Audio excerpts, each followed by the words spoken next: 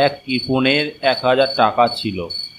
চোরের আশঙ্কায় সে টাকাগুলি ঘরে না রেখে জঙ্গলের এক নিরাপদ স্থানে রাখার পরিকল্পনা করল।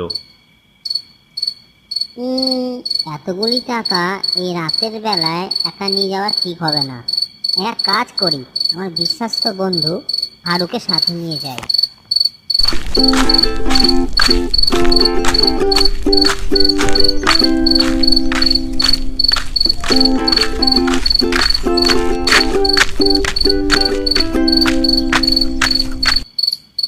হারু, হারু বাড়িতে আছিস? আমি বিশ্বনাথ এসছি ভাই, বাইরে আয়। ও কে কে এত রাতে আমাকে কে ডাকে? আমি আমি বিশ্বনাথ। ভাই ভাই আমার একটু উপকার করতে হবে ভাই। তারপর হারু ঘর থেকে বেরিয়ে আসলো।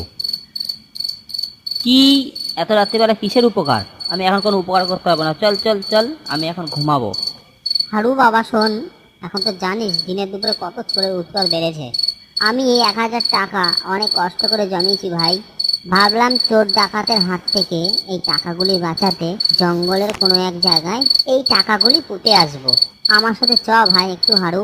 আরে বাস, এতগুলি টাকা! এই বিশ্বনাথটা কত বোকা!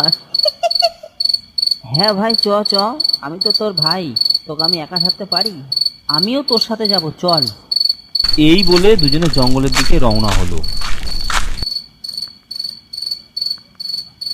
তারপর তারা জঙ্গলে এসে পৌঁছে গেল। তবে সাবধান ভাই, এই কথা জানি কাউকে না বলিস। আরে হ্যাঁ রে, সে আবার বলতে, তুই নিশ্চিন্তে থাক। এই বলে দুই বন্ধু যে যার বাড়িতে চলে গেল।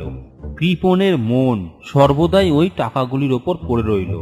কিছুদিন পর সেই টাকাগুলি ঠিক আছে কিনা দেখার জন্য ওইখানে গিয়ে দেখলো ওই টাকাগুলি কে জানি নিয়ে গেছে।